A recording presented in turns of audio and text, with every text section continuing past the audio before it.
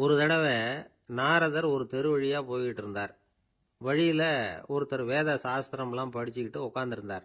அவர் நாரதரை பார்த்து எங்க போயிட்டு இருக்கிறீங்கன்னு கேட்டார். கடவுளை பார்த்துட்டு வரலாம்னு போயிட்டு இருக்கிறேன் அப்படின்னாரு நாரதர். அப்படின்னா அவர்கிட்ட எனக்கு எப்போ முக்தி கிடைக்கும்னு கேட்டுட்டு வாங்களேன் அப்படின்னார் இவர். சரி கேட்டு வரேன் அப்படின்னு சொல்லிவிட்டு நாரதர் நடந்தார். கொஞ்ச தூரத்தில் ஒரு மரத்தடியில் ஒரு தொழிலாளி செருப்பு தைச்சிக்கிட்டு உட்காந்துருந்தார். அந்த ஆளும் அதே மாதிரி கேட்டுக்கிட்டார். எனக்கு எப்போ முக்தி கிடைக்கும்னு கடவுள்கிட்ட கேட்டுக்கிட்டு வாங்களேன்னார். அவர்கிட்டையும் சரின்னு சொல்லிவிட்டு நாரதர் நேராக வைகுண்டத்துக்கு வந்து சேர்ந்தார். கடவுளை பார்த்தார். இவங்க 2 பேரும் சொல்லி அனுப்பின விஷயத்தை பற்றி கேட்டார். அதுக்கு கடவுள் சொன்னார், அந்த செருப்பு தைக்கிற தொழிலாளி உடல் நீத்ததும் உடனே என்னை வந்து அடைவான். ஆனால் அந்த சாஸ்திரம் படித்த ஆள் இப்போதைக்கு என்கிட்ட வந்து சேர மாட்டான். அவன் இன்னமும் பல பிறவிகள் எடுத்து அங்கேயே இருக்க வேண்டியிருக்குது. எப்போ இங்கே வந்து சேருவான்னு எனக்கே தெரியாது அப்படின்னார். நாரதருக்கு இதோட ரகசியம் என்னங்கிறது புரியல. எனக்கு ஒன்றும் புரியலையேன்னாரான் கடவுள்கிட்ட. சீக்கிரம் புரிஞ்சுக்குவேன். நீ திரும்பி போகிறப்போ நான் இங்கே வைகுண்டத்தில் என்ன செஞ்சுக்கிட்டு இருக்கேன்னு கேட்டா, ஒரு ஊசியின் துவாரத்தில் ஒரு யானையை கோத்துக்கிட்டு இருக்கிறேன்னு அவங்க கிட்ட சொல்லு அப்படின்னார் கடவுள் சிரிச்சுக்கிட்ட. நாரதர் பூமிக்கு திரும்பினார். கடவுளை பார்த்தீங்களா, எப்படி இருக்கார் அப்படின்னு விசாரிச்சார் வேத சாஸ்திரம் படித்தவர். ஓ பகவானா, அவர் யானையை ஊசியின் காதில் நுழைச்சிக்கிட்டு இருக்கிறார் பார்த்தேன்னார் நாரதர். ஊசி காதில் யானையா? அது எப்படி முடியும்? நீங்கள் சொல்கிறத நான் நம்ப மாட்டேன்னு விட்டார் அவர். சரி, இந்த ஆளுக்கு இறைவன் பேரில் நம்பிக்கை இல்லை அப்படிங்கிறத நாரதர் புரிஞ்சுக்கிட்டார். அடுத்தபடியாக அந்த தொழிலாளி இருந்த இடத்துக்கு போனார். இறைவனை பார்த்தீங்களான்னு கேட்டார் அவர். பார்த்தேன், ஒரு ஊசி துவாரத்தில் யானையை கோத்துக்கிட்டு இருந்தார் அப்படின்னு சொல்லிவிட்டு நாரதர் அந்த ஆள் முகத்தை கவனிச்சார். அந்த தொழிலாளி இதை கேட்டுட்டு கொஞ்சம் கூட ஆச்சரியப்படலை. அவரால் முடியாத காரியம் கூட உண்டானார். என்ன இப்படி சொல்கிற? ஊசியின் துவாரத்தில் யானையை கோக்க முடியும்னு நீ நம்புறியா அப்படின்னு கேட்டார் நாரதர். நிச்சயமாக நம்புறேன்னார் அவர். அது எப்படி அப்படின்னு கேட்டார் இவர். இதை பாருங்க, நான் இந்த ஆலமரத்தடியில் தான் தினமும் உட்காந்துருக்கிறேன். தினமும் இந்த மரத்திலிருந்து எவ்வளவோ பழம் கீழே விழுது. இந்த பழத்தில் இருக்கிற ஒவ்வொரு விதையிலேயும் உள்ள ஒரு ஆலமரம் இருக்குது. ஒரு சின்ன விதைக்குள்ள ஒரு பெரிய ஆலமரம் இருக்க முடியுங்கிறப்ப ஊசி துவாரத்தில் கடவுள் யானையை நுழைய வச்சாருங்கிறத ஒத்துக்கிறதுல என்ன கஷ்டம் இருக்கு அப்படின்னு ரொம்ப சர்வசாதாரணமாக பதில் சொன்னாராம் அந்த தொழிலாளி. நாரதர் யோசனை பண்ணார். இந்த தொழிலாளி வேத சாஸ்திரங்களையெல்லாம் படிக்கலைன்னா கூட அறிவுபூர்வமாக சிந்திச்சு இறைவனை நம்புகிறான். அதனால தான் கடவுள் இந்த ஆளுக்கு சீக்கிரம் முக்தி கிடைக்கும்னு சொன்னார் அப்படிங்கிறத புரிஞ்சுக்கிட்டாராம். இந்த கதையில் வர்ற கடவுள், நாரதர், வைகுண்டம் இதெல்லாம் ஒரு பக்கம் இருக்கட்டும், ஒரு சின்ன விதைக்குள்ள ஒரு பெரிய ஆலமரம் தூங்கிக்கிட்டு இருக்கு அப்படிங்கிற உண்மை, அந்தரத்தில் 1000 கிரகங்கள் சுற்றிக்கிட்டு இருக்குங்கிற உண்மை, இதெல்லாம் நாம் பார்த்துக்கிட்டு தானே இருக்கிறோம். இந்த உண்மைகள் அதிசயமாக நமக்கு தெரியறதுனால அதை நம்பாமல் இருந்துட முடியாது. இயற்கையை பரிபூர்ணமாக நம்புங்கள், அந்த நம்பிக்கையே நம்ம வாழ்க்கைக்கு ஆதாரம் அப்படிங்கிறத விளக்கறதுக்காக தான் இந்த கதை. இந்த காலத்தில் நம்ம பிள்ளைங்களுக்கெல்லாம் இது மாதிரி நம்பிக்கை அதிகமாகவே இருக்குது. ஒரு நாள் ஒரு சின்ன பையன்கிட்ட கேட்டேன், ஏன்பா கடவுள் ஒரு பானைக்குள்ள ஒரு யானையை நுழைய வச்சுட்டாருன்னு சொன்னா அதை நீ நம்புவியா அப்படின்னு கேட்டோம். நம்புவேன் சார், அது ஒன்றும் பெரிய அதிசயம் இல்லைன்னா. எப்படிறான்னு கேட்டோம். எப்படின்னா அந்த பானை அந்த யானையை விட பெருசாக இருந்திருக்கும், அவ்வளவுதான் அப்படின்னு சொல்கிறான். ஒரு பெரியவர் உட்கார்ந்துருக்கிறார். அவரை சுற்றி அவருடைய தோழர்கள் உட்கார்ந்துருக்கிறாங்க. ஏதோ ஒரு முக்கியமான செய்தியை அவர் அவங்களுக்கு சொல்லிகிட்டு இருக்கிறார். அவங்களும் ஆர்வமாக கேட்டுக்கிட்டு இருக்கிறாங்க. இந்த சமயத்தில் யாரோ ஒரு ஆள் வேகமாக அங்கே வர்றார். வர்ற வேகத்திலேயே எனக்கு ஏதாவது உதவி செய்யுங்க அப்படின்னு கேட்டுக்கிட்டே வர்றார். கேட்கறது உதவி, ஆனால் குரல் மிரட்டுறது மாதிரி இருக்கு, அதட்டி கேட்கறது மாதிரி இருக்கு. இதை கேட்டது அந்த பெரியவர் ஆத்திரப்படலை, ஆனால் அவரை சுற்றி இருந்தவங்க ஆத்திரப்பட்டாங்க. இதை பெரியவர் கவனிச்சார். கொஞ்சம் அமைதியாக இருங்கன்னார். வந்தவரை கூப்பிட்டார். அவருக்கு சில பொருள்களை கொடுத்தார். என்னங்க, இப்போ உங்களுக்கு மகிழ்ச்சி தானே அப்படின்னார். ஆ அப்படின்னு அலட்சியமாக அவர் சொல்கிறார். நான் உங்களை நல்ல முறையில் நடத்தினேன்னா அப்படின்னு கேட்குறாரு அவர் மறுபடியும். அதெல்லாம் ஒன்றும் இல்லை அப்படின்னு சொல்லி அவர் சொல்லிகிட்டு இருக்கிறாரு. குரலில் கடுமை குறையில. சுற்றி இருந்தவங்களால இதை பொறுத்துக்க முடியல. கோபத்தோடு அவரை நோக்கி நெருங்க ஆரம்பித்தாங்க. பெரியவர் அவங்களையெல்லாம் தடுத்து நிறுத்தினார். வந்தவரை வாங்க என்னோட அப்படின்னு சொல்லி அழைச்சிட்டு போனார். வீட்டுக்கு போனார். அங்கே போனதும் இன்னும் சில பொருள்களை எடுத்து அவர்கிட்ட கொடுத்தார். இப்போ திருப்தி தானே, நான் உங்ககிட்ட நல்ல முறையில் நடந்துக்கிட்டேனா அப்படின்னார். அவர் முகம் இப்போ தான் கொஞ்சம் மலர்ந்தது.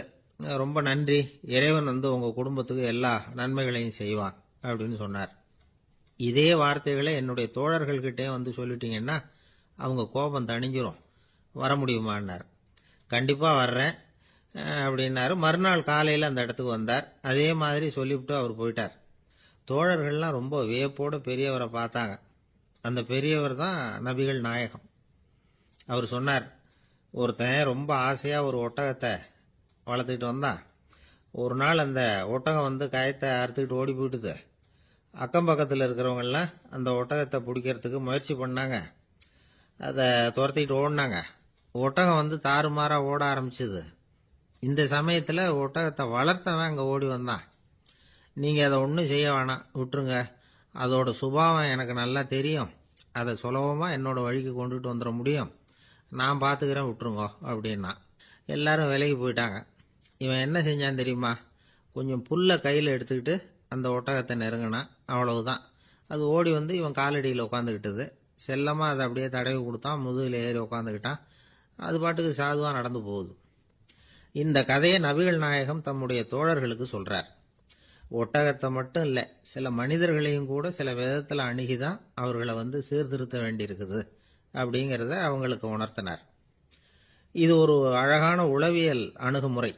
சில குடும்ப தலைவர்கள் கூட இந்த ஒட்டகம் மாதிரி நடந்துகிறது உண்டு. அப்புறம் அடங்கி போகிறதும் உண்டு. ஒரு குடும்ப தலைவர் காலையில் எழுந்திரிச்சதுலேருந்து சத்தம் போட்டு கத்திக்கிட்டு இருப்பார். பக்கத்தில் இருந்தவங்கெல்லாம் ஓடி போய் சமாதானம் பண்ணி பார்த்தாங்க. அவர் ஓயறது மாதிரி தெரியல. கடைசியில் அவர் மனைவி வந்தாங்க.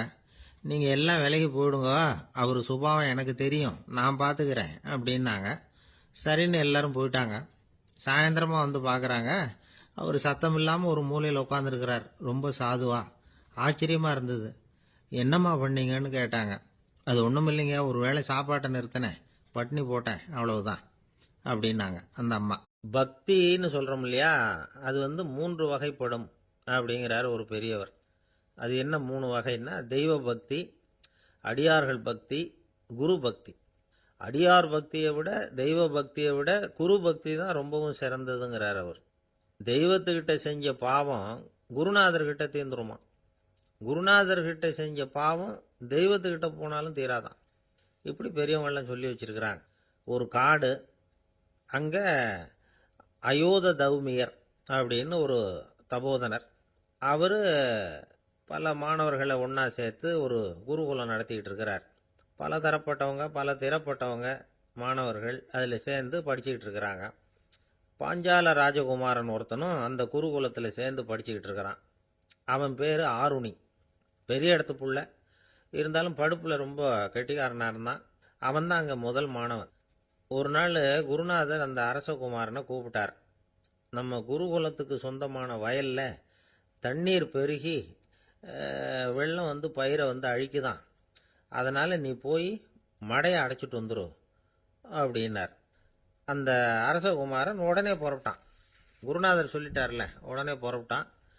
நான் பெரிய இடத்து பிள்ளையாச்சே, ராஜகுமாரனாச்சே, ரொம்ப செல்வாக்கூட வளர்ந்தவனாச்சே, நான் போய் வயலில் இறங்கி வேலை செய்கிறதா அப்படின்னுலாம் அவன் நினைக்கல. குருநாதர் கட்டளையை நிறைவேற்ற வேண்டியது நம்ம கடமை அப்படின்னு நினச்சான். உடனே ஒரு மண்வெட்டியை தூக்கி தோளில் வச்சுக்கிட்டு புறப்பட்டு போயிட்டான். வயலுக்கு போனான். பார்த்தான், தண்ணி கரையை உடச்சிக்கிட்டு வயலுக்குள்ளே ஏகமாக பாஞ்சிக்கிட்டு இருக்குது. இவன் மண்வெட்டியால் களிமண்ணை புல்லோடு சேர்த்து புல் பத்த மாதிரி வெட்டி வெட்டி போட்டான்.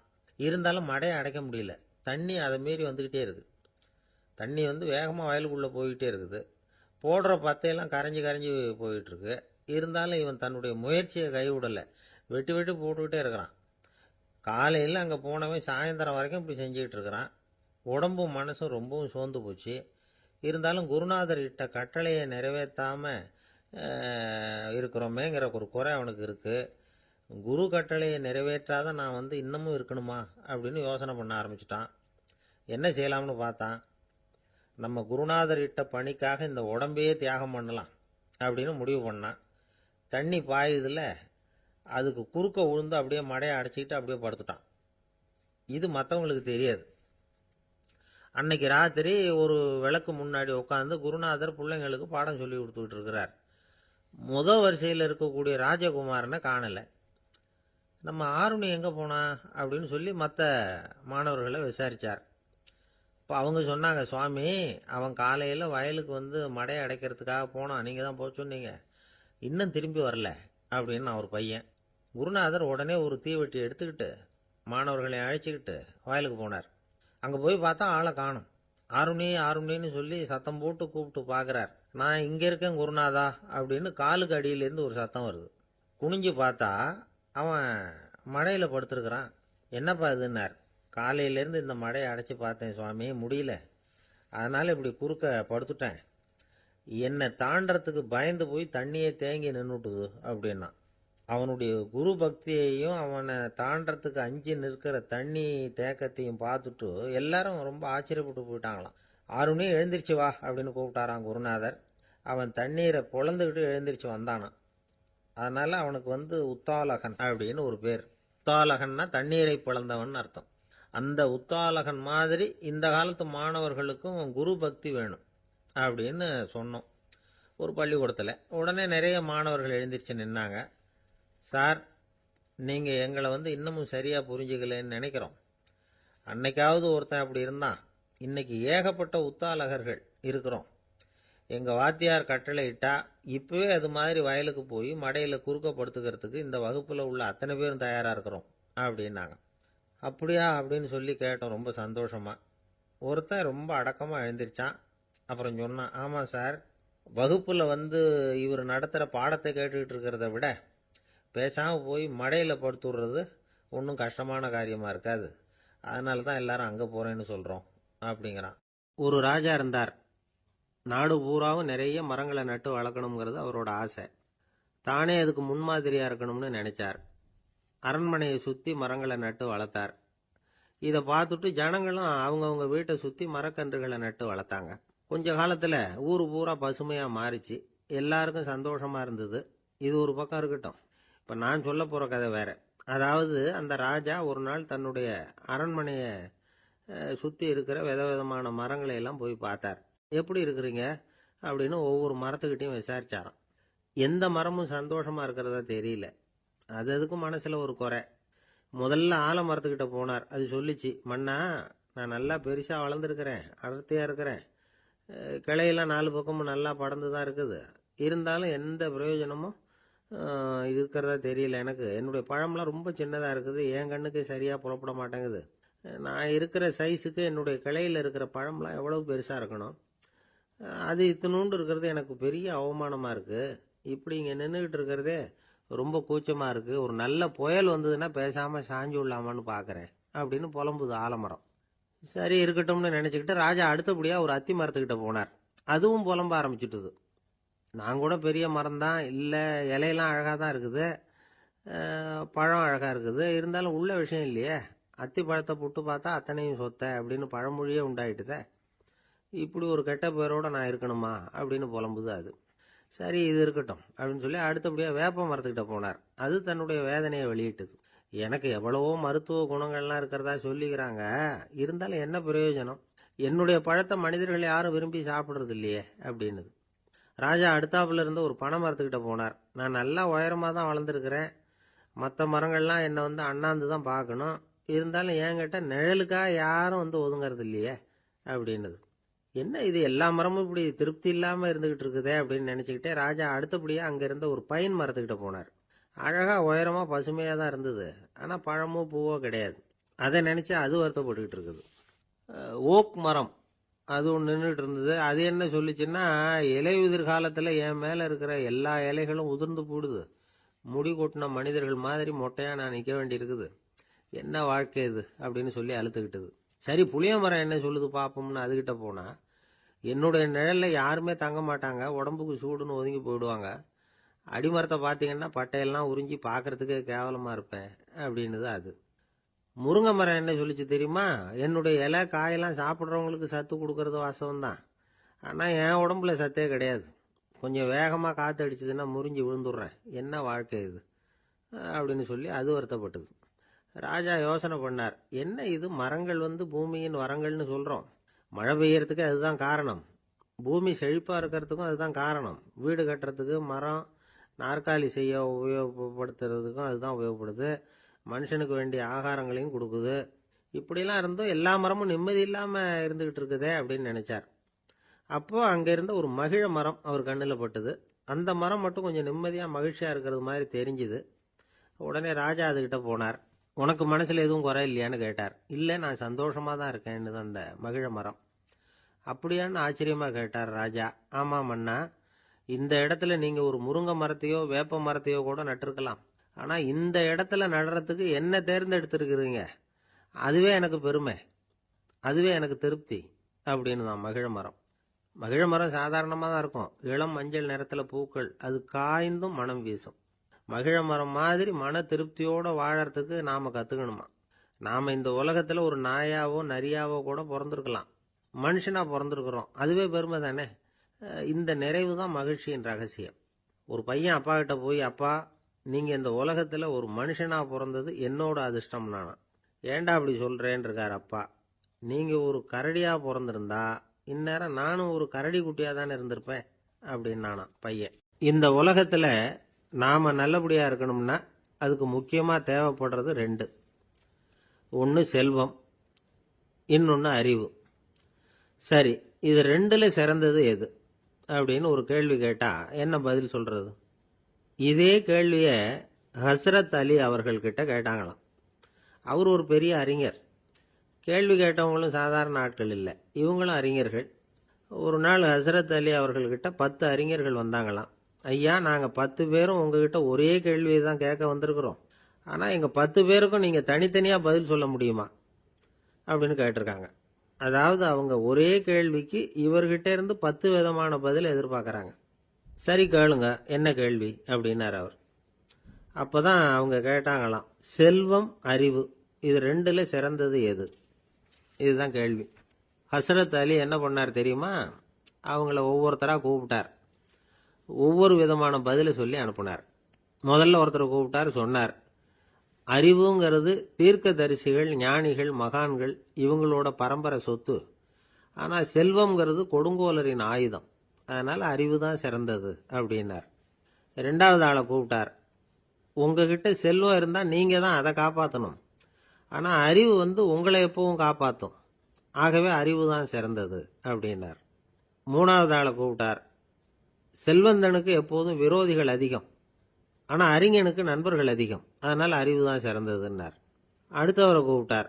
செல்வம் அடுத்தவங்களுக்கு கொடுக்க கொடுக்க குறையும், ஆனால் கல்விங்கிறது அதிகரிச்சுக்கிட்டே வரும், கொடுக்கறதுனால குறையாது. அதனால் அறிவு தான் சிறந்ததுன்னார். இன்னொருத்தரை கூப்பிட்டார். அறிவுள்ளவன் எப்பவும் அதை அடுத்தவங்களுக்கு வாரி வழங்கிக்கிட்டே இருப்பான். அதனால் அவங்ககிட்ட தாராளத்தன்மை இருக்கும். ஆனால் செல்வந்தன்கிட்ட கஞ்சத்தனம் தான் இருக்கும். அதனால் அறிவு தான் சிறந்ததுன்னார். ஆறாவது நபரை கூப்பிட்டார். செல்வத்தை கள்வர்கள் திருடிட்டு போக முடியும், ஆனால் அறிவை அப்படி திருடிட்டு போக முடியாது அப்படின்னார். ஏழாவது நபரை கூப்பிட்டார். செல்வம் கால ஓட்டத்தில் அழிஞ்சிரும், ஆனால் அறிவை கால ஓட்டம் ஒன்றும் பண்ண முடியாது. ஆகவே அறிவே சிறந்ததுன்னார். எட்டாவது ஆளை கூப்பிட்டு சொன்னார், செல்வத்துக்கு எப்பவும் எல்லை உண்டு, நிறைவு உண்டு, அளவு உண்டு, கணக்கு உண்டு.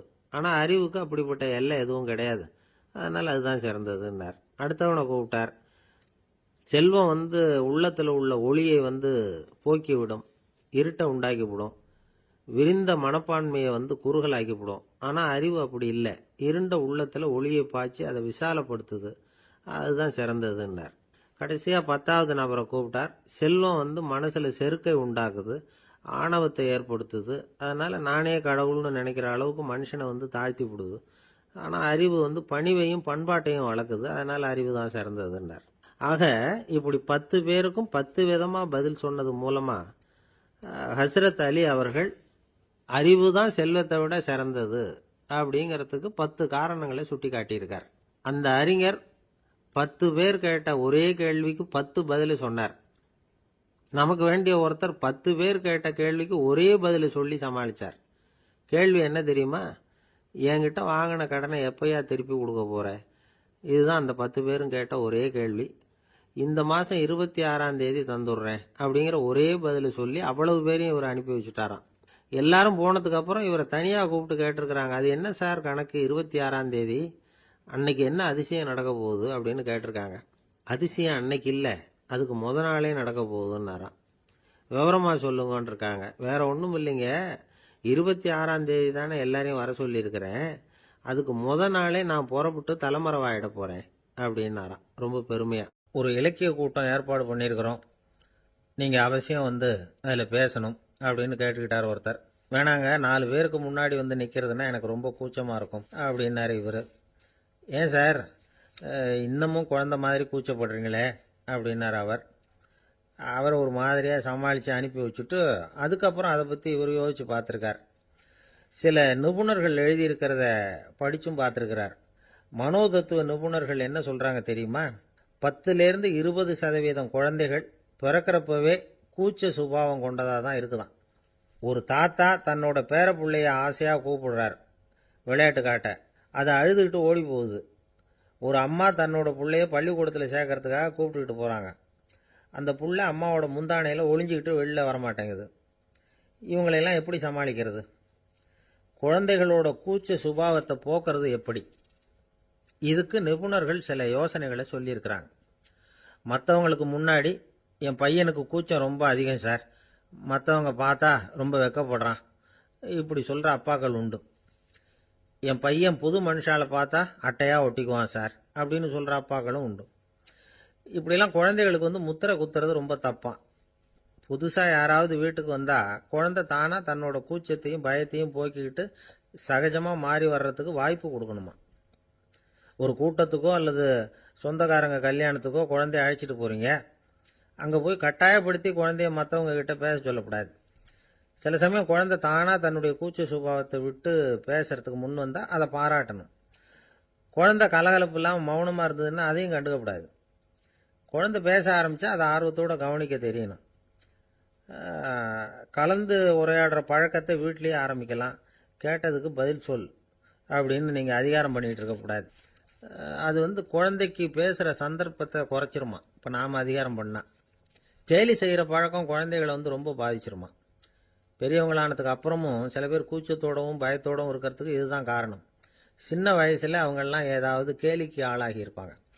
2வது குழந்தை மூத்த குழந்தைய கேலிக்கு ஆளாகிற சந்தர்ப்பங்களை கண்டு கேலி பண்ணினா அது இளம் நெஞ்சங்களை விட்டு நீங்கிறதே இல்லையா. எப்பவும் குழந்தையோட நடை உடை பாவனைகளை பற்றி சொல்லிக்கிட்டே இருக்கக்கூடாதான். அதுவே கூச்ச சுபாவத்தை கொண்டுட்டு வந்துருமா. அப்பா எங்கன்னு யாராவது கேட்டால் இது மாதிரி இன்ன காரியத்துக்காக வெளியில் போயிருக்கார், இத்தனை மணிக்கு திரும்பி வருவார் அப்படின்னு சொல்கிற அளவுக்கு குழந்தைகளை பழக்கப்படுத்தி வைக்கணும். ஃபோன்லேயே யாராவது விசாரித்தா கூட இது மாதிரி பதில் சொல்லு அப்படின்னு சொல்லணும். சின்ன சின்ன மீட்டிங்கில் 4 வார்த்தை பேச தயார் பண்ணலாம். ஒரு கடையிலையோ அல்லது ஹோட்டல்லையோ ஏதாவது விவரம் கேட்கணும்னா உங்கள் குழந்தைய தைரியமாக அனுப்புங்க. குழந்தைகள் பணிவாகவும் பொறுமையாகவும் விவரம் கேட்குறப்போ கூச்ச சுபாவம் தானாக போயிடும். சின்ன வயசுலேயே இப்படிலாம் பழக்கப்படுத்தினா தான் வருங்காலத்தில் தைரியமாக இந்த சமுதாயத்தில் வாழ முடியும். இல்லைன்னா 60 வயசுலேயும் அடுப்பங்கரையை விட்டு வெளில வர்றதுக்கு கூச்சப்பட்டுக்கிட்டு தான் இருக்க வேண்டியிருக்கும். இந்த காலத்து பிள்ளைங்க எவ்வளவோ பரவாயில்ல, எதுக்கும் தயங்குறதில்ல, கூச்சப்படுறதில்ல.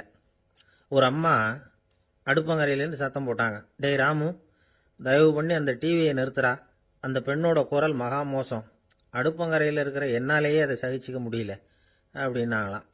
உடனே பையன் கொஞ்சம் கூட தயங்காமல் பதில் சொல்கிறான், அம்மா இந்த குரல் டிவியிலேருந்து வரல, எதிர்த்த விட்டு மாமி தான் இங்கே வந்திருக்கிறாங்க, அவங்க தான் இப்போ என்னோட பேசிக்கிட்டு இருக்கிறாங்க அப்படின்னு. கங்கை கரை தோட்டம் பக்கத்தில் ஒரு ஆசிரமம், அங்கே ஒரு பெரியவர் தங்கி இருக்கிறார். அவர் தான் ராமகிருஷ்ண பரமஹம்சர். அந்த ஆசிரமம் இருந்த இடம் கரக்பூர். வங்காளத்தில் பொதுவாக எல்லாரும் மீன் சாப்பிட்றது உண்டு. கங்கையில் குளிச்சுட்டு கையில் ஒரு மீனோட வர்றது வழக்கம். இவர் இருக்கிற இடத்துக்கு கங்கையில் படகு வழியாக வரணும். அப்படி தான் எல்லாரும் வருவாங்க. வர்றவங்களை ஒன்று கூட்டி ஆன்மீக விஷயங்களை பற்றி பேசிக்கிட்டு இருப்பார். ஒவ்வொரு நாள் ஒவ்வொருத்தர் நகரத்துக்கு போகணும், வரும்பொழுது மீன் கொண்டுகிட்டு வரணும். அதுக்கு ஒரு அட்டவணையே உண்டு ஆசிரமத்தில். அது பிரகாரம் ஒரு நாள் சுவாமி யோகானந்தர் படகில் போனார். படகை செலுத்தினவங்க ராமகிருஷ்ணரையும் சுவாமி யோகானந்தரையும் மற்றவங்களையும் பித்தர்கள் அப்படின்னு சொல்லி ஏளனமாக பேசினாங்க. அவங்க என்ன பைத்தியம் பிடிச்சவங்க அப்படிங்கிறது மாதிரி. சுவாமி யோகானந்தருக்கு ரொம்ப மென்மையான இதயம். இவங்க இப்படி கண்ணாபின்னான்னு பேசுகிறத பார்த்தா மீனை வாங்கிட்டு திரும்புகிறப்போ என்ன நடக்குமோ அப்படிங்கிற பயம் வேற வந்துட்டுது அவருக்கு. அவ்வளவு மென்மையானவர். இதை தெரிஞ்சுக்கிட்ட ராமகிருஷ்ணர், யோகானந்தா இங்கே வா அப்படின்னு கூப்பிட்டார். இவர் கண்ணீரை தொடச்சிக்கிட்டே கிட்ட போனார். சொன்னார், ஐயா, படகு ஓட்டுறவங்க உங்களை பற்றி மோசமாக பேசுகிறாங்க. என்ன திட்டினா பரவாயில்ல, ஆனால் உங்களை அவங்க திட்டுறாங்க, அதை என்னால் தாங்கிக்க முடியல அப்படின்னார். இதை கேட்டதும் ராமகிருஷ்ணருக்கு கோபம் வந்துட்டுதான். என்னது, உன்னுடைய குருவை பத்தி அவங்க மோசமா பேசும்பொழுது நீ சும்மா இருந்தியா? வெளியில போ அப்படின்னு விட்டார். குரு நிந்தனை செய்யறப்போ அதை கேட்டுக்கிட்டு சும்மா இருக்கலாமா? குரு நிந்தனையை கேட்டா பாவம் இல்லையா? என்னை தூற்றும் போது அவங்க பாவம் செய்யறாங்க. அதை கேட்டுக்கிட்டு நீ சும்மா இருந்தா நீயும் பாவம் செய்யற அப்படின்னாராம். அடுத்த நாள் சுவாமி நிரஞ்சனானந்தர் போக வேண்டிய நாள். இவர் படகுல போகும்பொழுதும் அதே மாதிரி நடந்துதான். அவங்க மோசமா பேச ஆரம்பிச்சாங்க, திட்ட ஆரம்பிச்சாங்க.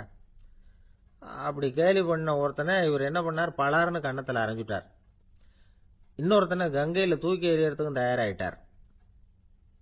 அதுக்கப்புறம் அவங்க யாரும் வாயை திறக்கல.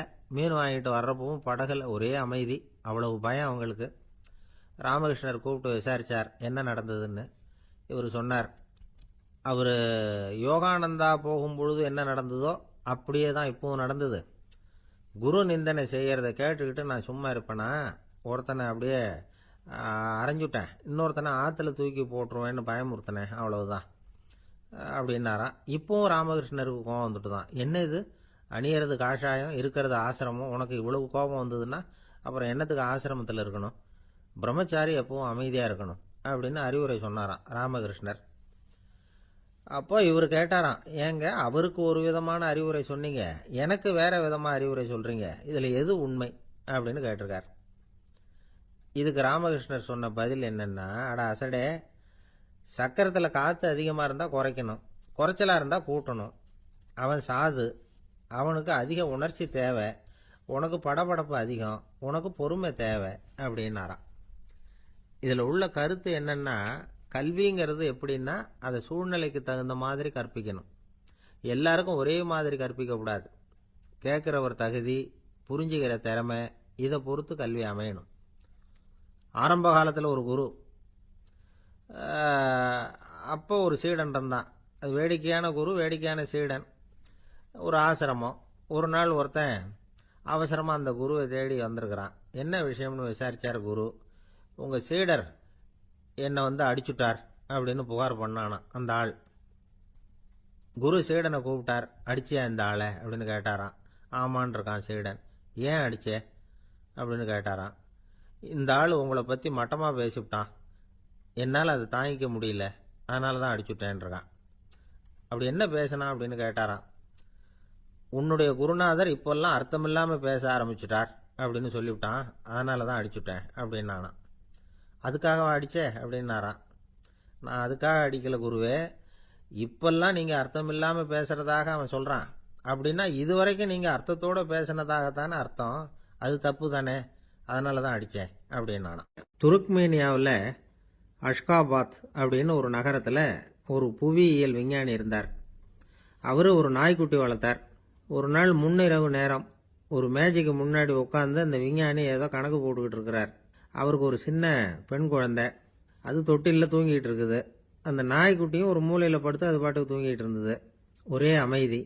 அந்த நேரத்தில் திடீர்னு அந்த நாய்க்குட்டி துள்ளி எழுந்திரிச்சது. நேராக குழந்தைகிட்ட ஓடிச்சு. அந்த குழந்தைய அது போட்டிருந்த ட்ரெஸ்ஸோடு சேர்த்து கவ்வி தூக்குச்சு. தூக்கிக்கிட்டு வாசல் பக்கம் ஓடிச்சு. நாய்க்குட்டி குழந்தைய கவ்வி தூக்க முடியுமாங்கிற சந்தேகம் உங்களுக்கு இல்லையா? நீங்கள் நம்ம ஊர் நாய்க்குட்டியவே பார்த்து பழக்கப்பட்டிருக்கீங்க, அதனால் நம்புறதுக்கு சிரமமாக இருக்கும். அந்த ஊர்ல எல்லாம் அது ரொம்ப ஸ்ட்ராங்காக இருக்கும், ஒரு ஏதோ கண்ணுக்குட்டி மாதிரி இருக்கும். விஞ்ஞானி அதை பார்த்துட்டார். உடனே அந்த நாய்க்கு வெறி பிடிச்சிட்டுதுன்னு முடிவு பண்ணிட்டு தன்னோட கை துப்பாக்கி எடுத்துக்கிட்டு ஓடி வந்தார். அவர் வெளியில் நாய்க்குட்டி எங்கே அப்படின்னு பார்த்து தேடுறார். அந்த நேரத்தில் அந்த வீடு இடிஞ்சு விழுது. காரணம் பூமி அதிர்ச்சி. இப்படி பூமி அதிர்ச்சி உண்டாக போகுதுங்கிறது அந்த நாய்க்குட்டிக்கு முன்னாடியே தெரிஞ்சு போச்சு. அதுதான் குழந்தைய தூக்கிட்டு வெளியில் ஓடி வந்திருக்குது. அது மூலமாக அந்த குடும்பத்தையே காப்பாற்றி இருக்குது அந்த நாய்க்குட்டி. இந்த சம்பவம் நடக்கிறதுக்கு 3 நாளைக்கு முன்னாடியே சில பிராணிகளுக்கு இப்படி நடக்க போகுதுங்கிறது தெரிஞ்சிருக்குதான். ஆமாம், அந்த நகரத்தில் 3 நாளைக்கு முன்னாடியே பாம்பு, பல்லி இதெல்லாம் அது தங்கியிருந்த வலையை விட்டு வெளியில் ஓடி வந்துட்டுது. அதே மாதிரி அங்கே இருந்த புறாவெல்லாம் பறந்து போயிடுச்சான். இதே மாதிரி யுகோஸ்லோவியாவில் கூட ஒரு நகரம், அங்கே ஒரு நாள் ராத்திரி ஒரு மிருக காட்சி சாலையில் திடீர்னு ஒரு பெரிய கலவரம், கூச்சல், குழப்பம். அங்கே இருந்த கழுதை, புலி, யானை, பறவை எல்லாம் கண்ணாபின்னான்னு கத்த ஆரம்பிச்சுட்டுது. நீர் யானை அதுக்குன்னு போடப்பட்டிருந்த தடுப்பையே தாண்டி குதிச்சு வெளியில் வந்துட்டு தான். மறுநாள் தான் எல்லாருக்கும் விஷயம் புரிஞ்சுது. அடுத்த நாள் காலையில் அங்கே பூமி அதிர்ச்சி உண்டாயிட்டுது. இப்போ பாருங்க, அதாவது மனுஷனை போய் தீர்க்கதரிசி அது இதுன்னு சொல்லிட்டு இருக்கிறோம். இவனை விட அது பரவாயில்லைன்னு தோணுது. அதாவது மிருகங்கள் ஒன்று நடக்க போகுதுங்கிறத முன்னாடியே புரிஞ்சுக்குதே. சரி, இதெல்லாம் எப்படி அது முன்கூட்டி புரிஞ்சுக்குது? அதுதான் படைப்பு ரகசியம். அதை கண்டுபிடிக்கிறதுக்கு தான் மனுஷன் ஆராய்ச்சி பண்ணிட்டு இருக்கிறான். விஞ்ஞானிகளோட ஆராய்ச்சியெல்லாம் ஒரு பக்கம் இருக்கட்டும், வீட்டுக்குள்ளேயே சில ஆராய்ச்சி பண்ணி பாருங்களேன். இப்போ சில யோசனை சொல்லி அதை சோதனை பண்ணி பாருங்க அப்படின்னு ஒருத்தர் சொன்னாராம். அதாவது இப்போ மழை வருமா வராதா அப்படின்னு தெரிஞ்சுக்கணுமா, உடனே ஒரு பூனைக்குட்டி பின்னாடியே மெதுவாக போய் அது என்ன செய்யுதுன்னு கவனித்து பார்க்கணும். பூனைக்குட்டி தன்னோட பாதத்தினால சுகத்தில் அப்படி கீறிக்கிட்டு இருக்கும். அப்படி கீறினா கண்டிப்பாக மழை வரும். சில சமயம் பூனைக்குட்டி அப்படியே மல்லாந்து படுத்துக்கிட்டு பாதத்தை உயர தூக்கும், அப்படியும் இப்படியும் புரளும். இப்படி செஞ்சதுன்னா அன்னைக்கும் மழை இருக்காது. அதனால் முன்னாடி இருந்தது மழை வர்றதுக்கு அறிகுறி, இது மழை இல்லைங்கிறதுக்கு அறிகுறி. பறவைகள் பிராணிகள் இதுகளோட நடவடிக்கைகளை பார்த்துட்டு அதையெல்லாம் அடிப்படையாக வச்சு தான் காலநிலையை கண்டுபிடிக்கிற கருவிகளை கண்டுபிடிச்சிருக்கிறாங்க. வாத்து இருக்குல்ல, சில சமயம் தன்னோட அழகை தன்னோட இறகுகளில் அப்படியே புதைச்சிக்கும். அப்படி செஞ்சால் குளிர்காலம் வரப்போகுதுன்னு அர்த்தம். பருவநிலை குளிராக மாறப்போகுதுங்கிறதுக்கு இதுதான் அறிகுறி. சிட்டுக்குருவி இருக்குதுல்ல, அதெல்லாம் புழுதியில் உழுந்து புரளும், சிறகுகளை படபடன்னு அடிச்சுக்கும். அப்படி செஞ்சால் மழை வரப்போகுதுன்னு அர்த்தம். ஒன்று மட்டும் நாம் நல்லா தெரிஞ்சுக்கணும், இயற்கையின் சீற்றம்னு சொல்கிறோம் இல்லையா, இயற்கை ஏன் நம்ம மேலே கோவப்படுது? இயற்கையை நாம் அனுசரித்து போகிறதில்ல, அதனால் கோவப்படுது. காடுகளை அழிக்கப்படாது, விலங்குகளை கொல்லக்கூடாது, இயற்கை ஏற்படுத்தி வச்சிருக்கிற சமநிலையை கெடுக்கக்கூடாது. அதை புரிஞ்சுக்கிட்டு வாழ்ந்தோம்னா பூமியும் நடுங்காது, நாமளும் நடுங்க வேண்டிய அவசியம் இருக்காது. ஒருத்தர் இருந்தார், சாராய கடைக்கு போனாராம், நிறைய சாப்பிட்டார். அப்புறம் சொன்னார், இது ரொம்ப அற்புதமான சரக்கு போல இருக்கு, உள்ளே போன உடனே இந்த பூமியே நடுங்கிறது மாதிரி இருக்கு எனக்கு அப்படின்னாராம். இதுக்கு கடைக்காரர் சொல்லியிருக்கார், நீங்கள் சாப்பிட்டது வெறும் பச்சை தண்ணி தாங்க, இப்போ ஏற்பட்டிருக்கிறது நிஜம் பூமி அதிர்ச்சி அப்படின்னாராம். ஒரு ஊரில் ஒரு ராஜா இருந்தார். அந்த ராஜாவுக்கு ஒரு மந்திரி. ராஜா ரொம்ப நியாயமானவர், நேர்மையானவர், கண்டிப்பானவர். தப்பு செய்கிறது யாராக இருந்தாலும் தண்டனை கொடுப்பார். வேண்டியவங்களுக்கு ஒரு நியாயம், வேண்டாதவங்களுக்கு ஒரு நியாயம்ங்கிறதெல்லாம் அவர்கிட்ட கிடையாது.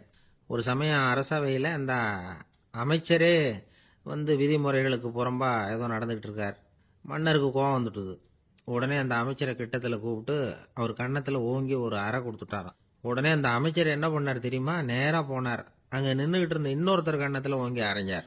அறை வாங்கினவர் திகைச்சு போயிட்டார். இவர் ஏன் நம்மளை அரைகிறார் அப்படின்னு யோசனை பண்ணார். மன்னரும் திகைச்சு போயிட்டார். நாம இவரை அரைஞ்சா அதுக்காக இவர் போய் இன்னொருத்தரை அரையணுமா அப்படின்னு யோசனை பண்ணார். இவருக்கு என்ன பைத்தியமானு கூட நினைக்க ஆரம்பிச்சுட்டார்.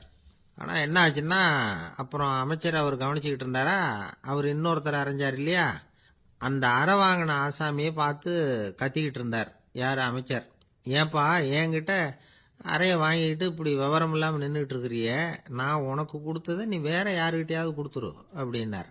உடனே அந்த ஆள் பார்த்தான், தனக்கு அடுத்தபடியாக நின்றுக்கிட்டு இருந்தவனை ஓங்கி ஒரு அறை அரைஞ்சான். அவன் கண்ணத்தை தடவிட்டே யோசனை பண்ணான்.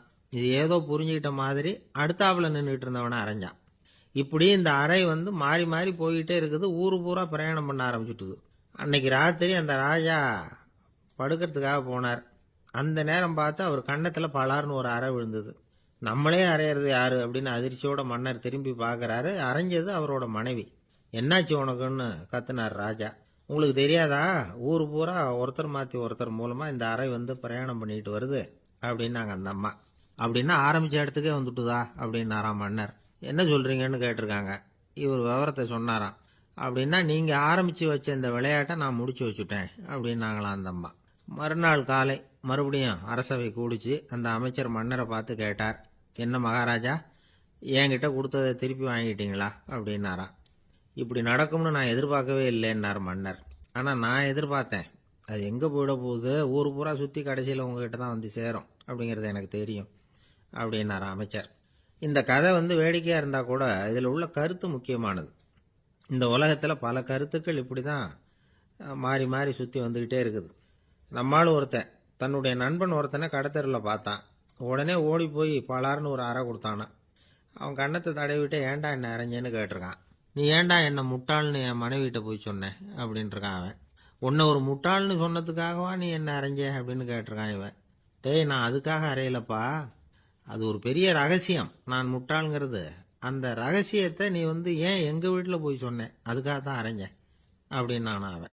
ஐயா, உங்கள் பேரை தொடர்ந்து தினம் கேட்டுக்கிட்டு இருக்கிறேன் அப்படின்னார் ஒருத்தர். தொடர்ந்து கேட்குறீங்களே, உங்களுக்கு காது வலிக்கலையா அப்படின்னு கேட்டோம். பேசுகிற உங்களுக்கே வாய் வலிக்கல அப்படிங்கிறப்போ கேட்குற எங்களுக்கு எப்படி காது வலிக்கும் அப்படின்னார். நம்ம உடம்புல ஒரு அதிசயம் என்ன தெரியுமா? ரொம்ப நேரம் நாம் நடக்கிறோம்னு வச்சுக்கோங்க, கால் வலிக்கும். ரொம்ப நேரம் வேலை செஞ்சால் கை வலிக்கும், உடம்பு வலிக்கும். ரொம்ப நேரம் பார்த்துக்கிட்டே இருந்தால் கண்ணு வலிக்கும். ரொம்ப நேரம் பேசிக்கிட்டே இருந்தால் வாய் கூட வலிக்கும். ஆனால் ரொம்ப நேரம் கேட்டுக்கிட்டே இருக்கிறதுனால காது வலிக்கிறது இல்லை. அதனால் கேட்கறதுக்கு முக்கியத்துவம் கொடுத்தாங்க நம்ம பெரியவங்க. திருவள்ளுவர் தேவையில்லாமல் வார்த்தைகளை உபயோகப்படுத்த மாட்டார். ஒரு திருக்குறள்னு எடுத்துக்கிட்டாவே அதில் மொத்தம் 7 வார்த்தைகள், அவ்வளவுதான். அப்படி 7 வார்த்தைகள் மட்டுமே உள்ள ஒரு திருக்குறளில் வள்ளுவர் ஒரே வார்த்தையை 5 தடவை உபயோகப்படுத்தியிருக்கிறார், திரும்ப திரும்ப பயன்படுத்தியிருக்கிறார். அப்படின்னா அதை எந்த அளவுக்கு வலியுறுத்தி சொல்றார் அப்படிங்கிறத நாம் புரிஞ்சுக்கணும். அது என்ன குறள்? செல்வத்துள் செல்வம் செவிச்செல்வம், அச்செல்வம் செல்வத்துள் எல்லாம் தலை. செவிச்செல்வம்ங்கிறது அவ்வளவு முக்கியமானது. கற்றலின் கேட்டல் நன்று. அதிகம் கேட்கணுங்கிறதுக்காகத்தான் எவ்வளவு கேட்டாலும் காது வலிக்கிறது இல்லை. குறைச்சலாக பேசணும், அதிகமாக கேட்கணும். இன்னொரு விஷயம் கவனிங்க. நம்ம உடம்புல கண்ணுக்கு மூடி இருக்குது, எதையாவது நாம் பார்க்க விரும்பலைன்னா உடனே கண்ணை மூடிக்கலாம். நம்ம வாய்க்கு மூடி இருக்குது, பேச விருப்பம் இல்லையா, வாயை மூடிக்கலாம். மூக்குக்கு கூட மூடிக்கிற வசதி இருக்குது, எதையாவது முகர விருப்பம் இல்லையா, மூச்சை அடக்கிக்கலாம். ஆனால் பாருங்க, காதுக்கு மூடி கிடையாது, அதை கையால் தான் மூட முடியும். யார் என்ன சொன்னாலும் அது நல்லதோ கெட்டதோ காதில் விழுந்துக்கிட்டு தான் இருக்கும். அறிவு தான் நல்ல விஷயங்களை எடுத்துக்கிட்டு கெட்ட விஷயங்களை விட்டுடணும். நல்ல கருத்துக்கள் நம்ம காதில் நிறைய விழுந்துக்கிட்டே இருக்கணும். அதை கேட்டு நாம் நல்லபடியாக வாழணுங்கிறது தான் படைப்பின் விருப்பம். ஆன்மீகவாதிகள் கூட ஒன்று சொல்லுவாங்க. அதாவது, ஆன்மீக பாதையில் நீங்கள் முன்னேறணும்னா முதல்ல சிரவணம் செய்யணும்பாங்க. அதாவது பெரியவங்க சொல்கிற நல்ல கருத்துக்களை கேட்கணும் அப்படின்னு அதுக்கு அர்த்தம். அதனால் யார் நல்ல கருத்துக்களை சொன்னாலும் அதை காது கொடுத்து கேளுங்க. இவ்வளவு கருத்துக்களையும் நம்ம நேயர் ஒருத்தர்கிட்ட சொல்லிகிட்டு இருந்தோம். அவரும் சரி சரின்னு தலையாடிக்கிட்டே இருந்தார். அப்புறம் சொன்னார், நீங்கள் சொல்கிறது சரிதான் சார், காதுக்கு மூடி இல்லைங்கிறது ரொம்ப சரி. அதனால தான் உங்கள் தகவல் கூட நாங்கள் விரும்புகிறோமோ இல்லையோ தினம் காதில் விழுந்துக்கிட்டு இருக்குது அப்படின்னார். எங்களுக்கு ரொம்ப பெருமையாக இருந்தது. அப்படியா அப்படின்னோம். ஆனாலும் என்ன மாதிரி சில பேர் நீங்கள் தகவல் சொல்கிற சமயத்தில் காதில் மூடி இல்லையேன்னு சொல்லி கவலைப்படுறதில்ல சார் அப்படின்னார். ஏன்னு கேட்டோம். காதை மூடுறதுக்கு தானே வசதி இல்லை, ரேடியோவை மூடுறதுக்கு வசதி இருக்குதுல்ல, அதனால் டக்குன்னு அதை மூடி வச்சுருவோம் அப்படின்னார். வங்க நாவலாசிரியர் சரத் சந்திரர் ஒரு நண்பர் அவர்கிட்ட வந்தார். வழக்கமாக எல்லா எழுத்தாளர்கள்கிட்டையும் கேட்குற ஒரு கேள்வியை கேட்டார். நீங்கள் எழுத்துத்துறைக்கு வந்தது எப்படி? இதுதான் கேள்வி. அதை தெரிஞ்சு என்ன பிரயோஜனம்னார் சரத் சந்திரர். சும்மா சொல்லுங்களேன், தெரிஞ்சுக்கிறேன் அப்படின்னார் வந்தவர். சரி சொல்கிறேன்னு ஆரம்பித்தார். நான் ரங்கூனில் வேலை பார்த்துக்கிட்டு இருந்தேன். சம்பளம் பத்தல. வேலையும் பார்த்துக்கிட்டு ஒரு பலசரக்கு கடை வைக்கலாம்னு நினச்சேன். என்னால் மளிகை கடை வச்சு சரியாக நடத்த முடியுமாங்கிற சந்தேகம் என் மனைவிக்கு. அதை சோதனை பண்ணி பார்க்கணுங்கிறதுக்காக சில பொருள்களின் அளவு, அதோட விலை, இப்படி சிலதை சொல்லி எல்லாத்தையும் மனக்கணக்காக கூட்டி போட சொன்னாங்க. என்னால் சரியாக கூட்டி சொல்ல முடியல. உங்களால் மளிகை கடை நடத்த முடியாதுன்னு சொல்லிவிட்டாங்க. உடனே என்ன பண்ணுறது, வேறு வழி இல்லை, கதை எழுத ஆரம்பிச்சிட்டேன் அப்படின்னார். கேட்டவருக்கு சிரிப்பு வந்துட்டு தான். சரத் சந்திரர் ஒரு பக்கம் சீரியஸான நாவல்கள், சிறுகதைகள் எழுதியிருந்தாலும் அவருடைய இன்னொரு பக்கம் வேற விதம். நண்பர்கள்கிட்ட பேசும்பொழுதும் சரி, அவர்களுக்கு கடிதங்கள் எழுதும் போதும் சரி, கேலியும் கிண்டலும் நகைச்சுவை உணர்வும் அதிகமாக இருக்கும். காந்திஜி ஒரு சமயம் கல்கத்தாவுக்கு வந்திருந்தார். தேசபக்தர்கள் பல பேர் அவர்கிட்ட பேசிக்கிட்டு இருந்தாங்க. அப்போது சரத் சந்திரரும் அங்கே இருந்தார். கிரண் சங்கர் ராய் அப்படிங்கிறவரும் அங்கே இருந்தார். அவர் சொன்னாராம், காந்திஜியோட பழகிய முதல் வங்காளி நான் தான். போயர் யுத்த காலத்தில் இவர் லண்டனுக்கு வந்திருந்தப்போ என்கிட்ட தான் வங்காள மொழி கற்றுக்கிட்டார் அப்படின்னாராம். உடனே சரத் சந்திரர் காந்திஜியை பார்த்து, இவர் உங்களுக்கு வங்காள மொழி கற்றுக் கொடுத்தது உண்மைதானா அப்படின்னாராம். ஆமான்னாராம் காந்தி. அதனால தான் உங்களால் வங்காள மொழி கற்றுக்க முடியல அப்படின்னாராம். எல்லாரும் சிரிச்சாங்களாம். சரத் சந்திரர் சாம்தாபேர் அப்படிங்கிற கிராமத்தில் தங்கியிருந்தார் ஒரு இலக்கிய நிகழ்ச்சியில் கலந்துக்கிறதுக்காக. அதுக்காக ஒரு கல்கத்தாவுக்கு போக வேண்டிய சூழ்நிலை. அதுக்காக புறப்பட்டார். அந்த சமயத்தில் பின்னாடி இருந்து யாரோ அவரை கூப்பிட்டாங்க. இப்படி கூப்பிட்டவரை பார்த்து இன்னொருத்தர் யாரோ அதட்டி இருக்கிறாங்க. போகிறவரை ஏன் இப்படி கூப்பிடுறீங்க அப்படின்னு. ஏன் கூப்பிட்டா என்னன்னு கேட்டிருக்கார் சரத் சந்திரர். புறப்படுறவங்கள பின்னாடி இருந்து கூப்பிடுறது அபசகுனம், போகிற இடத்துல ஏதாவது ஆபத்து வரலாம் அப்படின்னு அதுக்கு விளக்கம் கொடுத்துருக்கிறார் அவர். உடனே சரத்சந்திரர் சொன்னாராம், இதோ இவங்க என்ன இலக்கிய கூட்டத்துக்கு அழைச்சிட்டு போகிறாங்களே, இதை விட வேற என்ன ஆபத்து வந்துட போகுது அப்படின்னாராம். இப்படி சரத்சந்திரருக்கு இயல்பாகவே நகைச்சுவை உணர்வு உண்டு. அவருடைய நண்பர் ஒருத்தர் வீட்டுக்கு கூப்பிட்டுருந்தார். அங்கே ஒரு கச்சேரிக்கு ஏற்பாடு பண்ணியிருந்தாங்க. சரத்சந்திரருக்கு இயல்பாகவே கச்சேரியில் நீண்ட ஆலோசனையெல்லாம் கேட்கறதுக்கு பொறுமை இருக்காது. அதனால் மெதுவாக பாட போகிறவர் எப்படி அப்படின்னு கேட்டிருக்கார். அவருக்கு ரொம்ப நல்லா பாட தெரியும் அப்படின்னு சொல்லியிருக்கிறாங்க. அதுக்கு சரத்சந்திரர், பாட தெரியுங்கிறது சரி, பாட்டை நிறுத்த தெரியுமா அதை சொல்லுங்க முதல்ல அப்படின்னாராம். ஒரு ராஜா ஊரெல்லாம் சுற்றி பார்த்துட்டு வரலாம்னு ஒரு நாள் புறப்பட்டு போனார். ஒரு இடத்துல தறி நெசவு வேலை ரொம்ப மும்முரமாக நடந்துக்கிட்டு இருந்தது. ஒரு பெரியவர் தறியால் நெசவு வேலை செஞ்சுக்கிட்டு இருந்தார். பக்கத்தில் ஒரு அழகான பொண்ணு உட்காந்து நூலை சுற்றிக்கிட்டு இருக்குது. ராஜா அந்த பெரியவரை பார்த்து யார் இந்த பொண்ணுன்னு விசாரித்தார். ராஜா அப்படி கேட்டதும் அவருக்கு ரொம்ப பெருமையாக போயிட்டுது. ஏன்னா உட்காந்துருந்தது அவரோட மகள். அரசே, இது என்னுடைய மகள், இவ வேகமாக நூல் தெரிக்கக்கூடியவள், வைக்கோலை எடுத்து இவ தெரிச்சா கூட அது எல்லாம் பவுனிழையாக வெளியில் வரும் அப்படின்னு ஒரு ராசி இவளுக்கு அப்படின்னு ரொம்ப பெருமையாக ராஜா கிட்ட சொன்னார். ராஜா இதை கேட்டதும் அசந்துட்டார். அப்படியா, இவ்வளவு அழகும் சாமர்த்தியமும் உள்ள இந்த பொண்ணு என்னோட வரட்டுமே, இவளை என் மருமகளை ஆக்கிக்கிறேன் அப்படின்னார் ராஜா. அந்த பெரியவருக்கு ஒன்றும் புரியல. ஏதோ கொஞ்சம் பெருமையாக சொல்ல போவோ அது இப்படி ஆயிட்டுதே அப்படின்னு கவலைப்பட்டார். இருந்தாலும் ராஜா பேச்ச தட்ட முடியுமா, மகளை அனுப்பி வச்சுட்டார். ராஜா அந்த பொண்ணை அரண்மனைக்கு அழைச்சிட்டு வந்தார். அங்கே ஒரு அறையில் வச்சு பூட்டி விட்டார். அந்த ரூமு நிறைய வைக்கோலை கொண்டாந்து போட்டு அடைச்சாங்க. 3 ராட்டைகள் வேற வச்சுருந்தாங்க. நாளைக்கு பொழுது விடியறதுக்குள்ளே நீ இந்த வைக்கோலையெல்லாம் தங்க இழைகளாக மாற்றி காட்டணும். நாளைக்கு காலம்புறம் வந்து நான் இந்த அறை கதவை திறப்பேன்.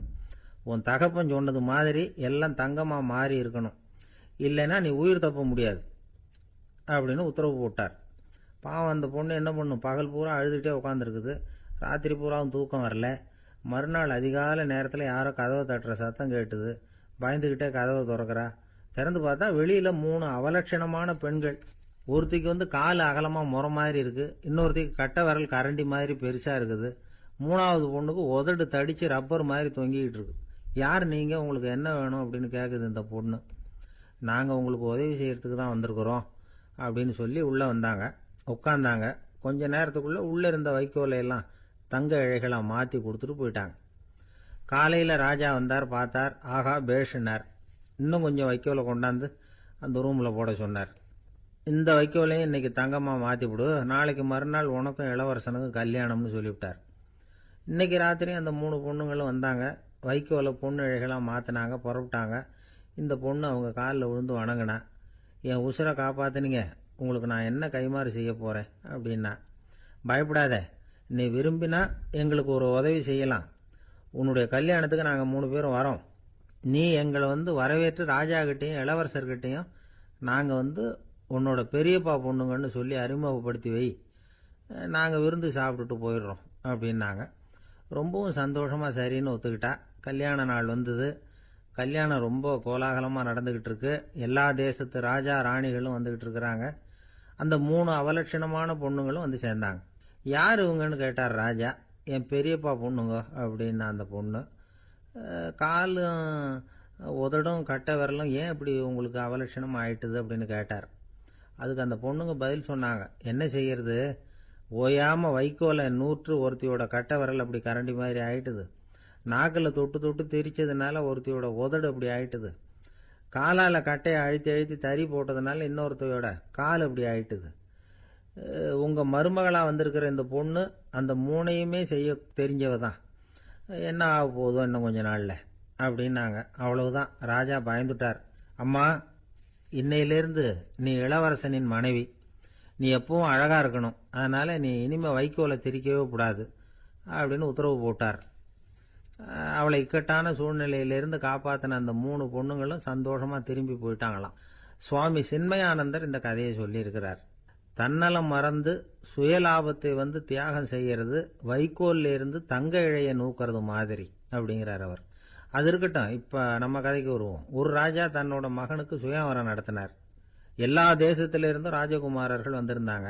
ராஜகுமாரியை கல்யாணம் பண்ணிக்கலாம்ங்கிற ஆசையில் சுயம்பர மண்டபத்திலிருந்து எல்லா ராஜகுமாரர்களும் அலறி அடிச்சுக்கிட்டு வெளியில் ஓடி வந்துகிட்டு இருக்கிறாங்களாம். ஏன் அப்படி எல்லாரும் மிரண்டு போய் ஓடி வர்றாங்கன்னு கேட்டார் ஒருத்தர். அதுக்கு இன்னொருத்தர் விவரம் சொன்னார். ராஜகுமாரியை இன்னைக்கு தான் அவங்க நேரில் பார்த்தாங்களாம், அதுதான் அப்படி ஓடி வந்துகிட்டு இருக்கிறாங்க அப்படின்னார். கடற்கரை ஓரமா ஒரு பெரியவர் கையால மணலை கீறிக்கிட்டே உட்காந்துருக்கிறார். என்னத்தையும் தேடிட்டு இருக்கிறது மாதிரி தெரிஞ்சது. மெதுவா கிட்டத்துல போய் என்னத்தை தேடிட்டு இருக்கிறீங்க அப்படின்னு கேட்டோம். அவரு சாவகாசமா நிமிந்து பார்த்து நிம்மதியை தேடிட்டு இருக்கிறேன்னார். நாங்க ஒரு மாதிரி ஆயிட்டோம். இருந்தாலும் சமாளிச்சுக்கிட்டு, சார் மணல்ல கிழிஞ்சல் தான் கிடைக்கும், நிம்மதி கிடைக்காது அப்படின்னோம். சரி, இன்னைக்கு வசமா நம்ம கிட்ட ஒரு ஆள் மாட்டிக்கிட்டார் அப்படின்னு நினைச்சு அவர் பக்கமா போய் உட்காந்துக்கிட்டு கதை சொல்ல ஆரம்பிச்சிட்டோம். ஒரு பெரிய மன்னர் இருந்தார். அவருக்கு எல்லா வசதியும் இருந்தது. இருந்தாலும் ஒரே ஒரு குறை. அது என்னன்னா நிம்மதி இல்லைங்கிற குறை. அரண்மனையில தினமும் கலை நிகழ்ச்சி, நாட்டியம் எல்லாம் நடந்துகிட்டு தான் இருந்தது. இருந்தாலும் நிம்மதி இல்லை. சரி, நிம்மதி எங்க கிடைக்கும் அப்படின்னு தேட ஆரம்பிச்சார். உடனே அதுக்கான முயற்சிகள்ல தீவிரமா இறங்கினார். நாட்டுல உள்ள தத்துவ மேதைகளை எல்லாம் கூப்பிட்டுட்டு வர சொன்னார். எல்லாரும் சேர்ந்தாங்க. அவங்கள பார்த்து நிம்மதி எங்க இருக்குது அப்படின்னு விசாரிச்சார். அவங்களுக்கு அது தெரிஞ்சா ஏன் இப்படி ராஜா முன்னாடி நின்றுட்டு இருக்க போறாங்க? ராஜாவோட கேள்விக்கு ஒவ்வொருத்தரும் ஒவ்வொரு மாதிரி விளக்கம் கொடுக்க ஆரம்பிச்சிட்டாங்க. எந்த பதிலும் ராஜாவுக்கு திருப்தி அளிக்கக்கூடிய அளவுக்கு இல்லை. சரி, போயிட்டு வாங்கன்னு சொல்லி அவங்கள எல்லாம் அனுப்பி வச்சுட்டார். ஒரு நாள் அவர் மாளிகையில உப்பருகையில நின்றுட்டு இருக்கிறார். அந்த சமயத்துல தெருவுல ஒரு பிச்சைக்காரன் ரொம்ப உல்லாசமா பாட்டு பாடிக்கிட்டே போயிட்டு இருக்கிறான். குரல்ல ஒரு சந்தோஷம், நடையில ஒரு மிடுக்கு. அவன்கிட்ட கொஞ்சம் கூட கவலை இருக்கிறதா தெரியல. உடனே ராஜா அதை பார்த்தார். ஏவலாளிகளை கைதட்டி கூப்பிட்டார். உடனே ஓடி போய் அந்த பிச்சைக்காரனை இங்க அழைச்சிட்டு வாங்கன்னு உத்தரவு போட்டார். இவங்க உடனே ஓடி போய் அவனை கூப்பிட்டாங்க. அரண்மனைக்கு வாழ்ந்தாங்க. அவன் வரல. அரண்மனைக்குள்ள அடி எடுத்து வைக்க மாட்டேன்னு சொல்லிவிட்டான். ராஜா கிட்ட விஷயத்தை சொன்னாங்க. அவருக்கு ரொம்ப ஆச்சரியம், இப்படி ஒரு ஆள் இருக்கிறானா அப்படின்னு. சரி, அவன் என்னதான் சொல்றான் அப்படின்னு விசாரிச்சார். இவங்க மறுபடியும் தெருவுக்கு போய் கேட்டாங்க. என்ன பார்க்கணும்னா ராஜா விருப்பப்பட்டாருன்னா அவரை வேணும்னா இங்க வர சொல்லுங்க அப்படின்னு சொல்லிவிட்டான். அதை ராஜா கிட்ட சொன்னாங்க. அவருக்கு கோபம் வரல. இவ்வளவு சுதந்திர உணர்வோட இருக்கிறவன் சாதாரண ஆளா இருக்க முடியாது அப்படின்னு நினைச்சார். உடனே கிடுகிடுன்னு இறங்கி தெருவுக்கு வந்தார். பிச்சைக்காரங்கிட்ட போனார். நீ கவலைப்படாம சந்தோஷமா பாடிட்டு போறியே, அது எப்படி முடியுது உன்னால அப்படின்னு கேட்டார். ஏன் அப்படி கேக்குறீங்கன்னு அவன், அதுக்கு இல்ல, எனக்கு அரண்மனையில எவ்வளவோ சுகபோகங்கள்லாம் இருக்கு, இருந்தாலும் நிம்மதி இல்ல. இது ஏன்னு எனக்கு தெரியல. இந்த தேசத்துல உள்ள அறிஞர்களை எல்லாம் கூப்பிட்டு கேட்டு பார்த்துட்டேன், அவங்களுக்கும் தெரியல. உன்னை கேட்டா தெரியும்னு நினைச்சேன், அதனாலதான் சந்திக்கிறதுக்கு ஆசைப்பட்டேன். ஆனா நீ வரமாட்டேன்னுட்டியே அப்படின்னார். பிச்சைக்காரன் கடகடன்னு சிரிக்க ஆரம்பிச்சுட்டான். மகிழ்ச்சிக்கும் உங்களுக்கும் தடையா இருக்கிறது இந்த மாளிகை தான். இதை விட்டுட்டு வெளியில வந்துட்டா நிம்மதி தேடிட்டு வந்துரும்னா. நான் அரசன், எனக்குன்னு கடமைகள் இருக்கு, அதையெல்லாம் விட்டுட்டு எப்படி வர முடியும்னார் ராஜா. ரெண்டும் ஒரே நேரத்துல கிடைக்கணுங்கிறது முடியாத காரியம். உங்க சுகபோகத்துக்கு விலையாதான் உங்க நிம்மதியை கொடுத்துக்கிட்டு இருக்கிறீங்க. என்ன பாருங்க, என்கிட்ட எதுவும் இல்லை, அதனால எதுவும் போயிடுமோங்கிற பயமும் இல்ல, நிம்மதியா இருக்கிறேன் அப்படின்னா அவன். ராஜா உடனே சந்தோஷப்பட்டு தன்னுடைய மேலங்கியை எடுத்து அவனுக்கு பரிசா கொடுத்தாரான். அவன் சிரிச்சுக்கிட்டே அதை வாங்க மாட்டேன்னு விட்டானான். இதை நீங்க எனக்கு கொடுக்கறதுனால எந்த பயனும் இல்லை, அதே நேரத்துல அதை வாங்கிட்டேன்னா அடுத்த வினாடியிலிருந்து அதை எப்படி காப்பாத்துறதுங்கிற கவலை எனக்கு சேர்ந்துரும். அப்புறம் தூக்கம் வராது, நிம்மதி போயிடும் அப்படின்னானா. சொல்லிவிட்டு அவன் பாட்டுக்கு சந்தோஷமா பாடிட்டே போயிட்டான். நிம்மதி எங்க இருக்குங்கிறதையும் ராஜா தெரிஞ்சுக்கிட்டார். அந்த இடத்துக்கு தன்னால போக முடியாதுங்கிறதையும் அவர் புரிஞ்சுக்கிட்டார். இப்படி இந்த கதைய அந்த கடற்கரையில மணலை கீறிக்கிட்டே உட்கார்ந்துருந்தார அந்த பெரியவர்கிட்ட சொல்லி முடிச்சோம். அவர் முகத்துல ஒரு தெளிவு தெரிஞ்சது. எங்களை நிமிர்ந்து பார்த்தார். ரொம்ப நன்றிங்க, இப்ப எனக்கு தெரிஞ்சு போச்சு, நிம்மதி வேணும்னா அதுக்கு என்ன பண்ணணும்னு இப்ப நல்லா புரிஞ்சுக்கிட்டேன் அப்படின்னார். என்ன புரிஞ்சுக்கிட்டீங்கன்னு கேட்டோம். இனிமே இந்த பக்கம் வந்தா உங்க கண்ணுல படாத இடமா பார்த்து உட்காரணும்னு புரிஞ்சுக்கிட்டேன் அப்படின்னார். ஜெருசலேம், அங்க உள்ள ஒரு தேவாலயம், அதுல உள்ள பலிபீடத்தின் முன்னாடி ஒரு பெட்டி உண்டு. அது காணிக்கை பெட்டி. ஆலயத்துக்கு வர்றவங்க பிரார்த்தனை பண்ணிவிட்டு திரும்பி போற சமயத்துல அந்த பெட்டியில காணிக்கை போடுவாங்க. அவங்களால எவ்வளவு முடியுமோ அவ்வளவு போடுறது வழக்கம். அவங்கவுங்க வசதிக்கு தகுந்த மாதிரி போடுவாங்க. வசதி உள்ளவங்களா இருந்தாலும் சரி, வசதியே இல்லாத வறியவர்களா இருந்தாலும் சரி, ஆலய காணிக்கை பெட்டியில காசு போடுறது அவங்களுக்கு ரொம்ப பெருமையான ஒரு செயல். ஒரு சமயம் இயேசு தம்முடைய சீடர்களோடு அந்த ஆலயத்துக்கு வர்றார். அங்க உட்காந்து ரொம்ப நேரம் வழிபாடு பண்ணிட்டு இருக்கிறார். சீடர்களும் அந்த ஜபத்தில் கலந்துக்கிட்டாங்க. வழிபாடு முடிஞ்சுது. இயேசு உட்கார்ந்துருக்கிறார். காணிக்கை பெட்டியில் காசு போடுறவங்கள கவனிக்கிறார். சீடர்களும் அதையே கவனிச்சுக்கிட்டு இருக்கிறாங்க. ரொம்ப பேர் வரிசையாக வந்தாங்க. அவங்களால முடிஞ்ச அளவுக்கு காசு போட்டுட்டு அவங்க பாட்டுக்கு போய்கிட்டு இருக்கிறாங்க. வசதியானவங்க நிறைய பேர் வந்தாங்க. அதுக்கு மத்தியில் வயசான ஒரு அம்மா, அவங்களும் வந்து காசு போட்டுட்டு போகிறாங்க. இப்போ இயேசு தன்னுடைய சீடர்கள் பக்கம் திரும்பினார். ஒரு கேள்வி கேட்டார். இப்போ இந்த காணிக்கை பெட்டியில் நிறைய பேர் வந்து காசு போட்டுட்டு போகிறத நீங்கள் கவனிச்சிங்க. இன்னைக்கு இந்த காணிக்கை பெட்டியில் ரொம்பவும் அதிகமாக காசு போட்டது யார் அப்படின்னு கேட்டார். முதல்ல வந்தார ஒரு பெரிய மனுஷன், அவர் தான் அதிகமாக போட்டார் அப்படின்னாரு ஒருத்தர். மூணாவதாக வந்தவர் தான் அதிகமாக போட்டார், நான் கவனித்தேன் அப்படின்னாரு இன்னொருத்தர். இப்படி ஆளுக்கு ஒரு விதமாக சொல்கிறாங்க. கடைசியாக இயேசு சொன்னாராம், இன்றைக்கு அந்த பெட்டியில் அதிகமாக காசு போட்டவங்க அந்த வயசான அம்மா தான் அப்படின்னாராம். சீடர்களுக்கு ஒன்றும் புரியல. அந்த அம்மா ரொம்பவும் ஏழையாச்சே, அவங்க எப்படி அதிகமாக காணிக்கை செலுத்த முடியும் அப்படிங்கிறது அவங்க சந்தேகம். இயேசு விளக்குனார். நிறைய பேர் வந்தாங்க, நிறையவே காசுகள் போட்டாங்க, அது உண்மைதான். ஆனால் அந்த அம்மா என்ன பண்ணாங்க கவனிச்சிங்களா? வந்தாங்க, தன்னுடைய காசு பையை திறந்தாங்க, அப்படியே கொட்டுனாங்க. அதில் இருந்தது ரெண்டு காசுகள் தான். அந்த 2 காசும் காணிக்கை பெட்டியில் விழுந்துட்டுது. மற்றவங்கள்லாம் தங்கள்கிட்ட இருந்த செல்வத்தின் ஒரு சிறு பகுதியை எடுத்து பெட்டியில் போட்டாங்க. ஆனால் இந்த அம்மா தன்கிட்ட என்ன இருந்ததோ அதை அப்படியே போட்டுட்டாங்க. தன்னுடைய பிழைப்புக்காக வச்சிருந்த அவ்வளவையும் இழக்கிறதுக்கு தயாராயிட்டாங்க. அவ்வளவு தாராள மனசு அவங்களுக்கு. அதனால அவங்க செலுத்தின காணிக்கை தான் அளவில் அதிகம் அப்படின்னார். விலை மதிப்பில்லாத முத்து புதையல் ஒருத்தனுக்கு கிடைக்க போகுதுன்னு வச்சுக்கோங்க. அதன் மதிப்பை உணர்ந்தவன் என்ன பண்ணுவான்? அதை அடையறதுக்காக தன்கிட்ட இருக்கிற எதையும் கொடுக்கறதுக்கு தயாரா இருப்பான் இல்லையா? அது மாதிரி தான் இதுவும் அப்படின்னார். உலக மதிப்பீடுகளை துரும்பா தூசியா மதிச்சு அதையெல்லாம் உதறி விடுகிறவன் இறையருள் அப்படிங்கிற இணையில்லாத செல்வத்தை பெறுகிறான் அப்படிங்கிறது இதுல உள்ள கருத்து. இறைவனுக்காக இழப்பதுன்னா துன்பப்படுகிறவர்களுக்காக, ஏழைகளுக்காக, ஏதுமற்றவர்களுக்காக இழப்பது அப்படின்னு அர்த்தம். உங்கள் அயலானுக்கு நீங்கள் என்ன உதவி செய்தாலும் அதை எனக்கே செய்கிறீர்கள் அப்படின்னு இயேசு சொல்லியிருக்கிறார். அடுத்தவங்களுக்கு உதவணுங்கிற குணம் இன்னைக்கு ரொம்ப குறைஞ்சி போச்சு. ஒருத்தன் வாழைப்பழத்தோல் வழுக்கி கீழே விழுந்துட்டான். பக்கத்தில் இருந்த நண்பன் உடனே அவனை தூக்கிக்கிட்டு போய் ஆஸ்பத்திரியில் சேர்த்துட்டான்.